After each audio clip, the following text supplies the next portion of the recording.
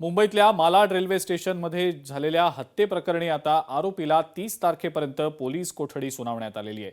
या हत्येच्या बाबतीतलं एक नवं सीसीटीव्ही फुटेज देखील समोर आलेलं आहे आणि आज सुनावणी ज्या वेळेला पार पडली त्या सुनावणीच्या दरम्यान आरोपीच्या वकिलांनी कोर्टात अजब युक्तिवाद केलेला आहे। सीसीटीव्ही फुटेजमध्ये आरोपीच्या हातात काहीच दिसत नाही असा अजब युक्तिवाद आरोपीचे वकील जयवंत पाटील यांनी केलेला आहे। याशिवाय मारतानाचे व्हिडिओ देखील नाहीयेत। कोणाच्याही बॅगमधली वस्तू लागून मृत्यू झाला असू शकतो असं यावेळेला आरोपीच्या वकिलांनी युक्तिवाद करताना म्हटलंय। ओंकार शिंदे असं आरोपीचं नाव आहे आणि किरकोळ वादातनं आलोक सिंग यांची हत्या झाल्याचा प्रकार घडला होता।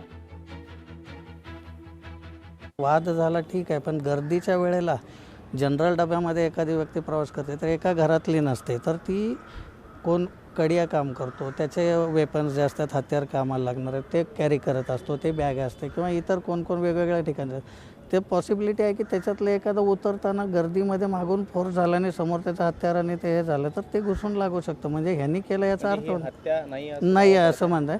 माझं असं म्हणणं आहे की जर तसं असतं तर ते जे वेपन हे तीक्ष्ण हत्यार वगैरे म्हणतात तर ते त्याच्या हातात तरी मिळालं असतं, नाही तर तिथेच टाकलं असतं तर फिर्यादीला तिथे मिळालं असतं। म्हणजे ते रिकव्हरीचं काय जर तिथेच पडलं असेल तर ते पंचनामा करतील रेल्वेचा, त्यावेळेला ते तिथून मिळणारच आहे। लोकशाही मराठी ऐका, पहा, जागरूक रहा।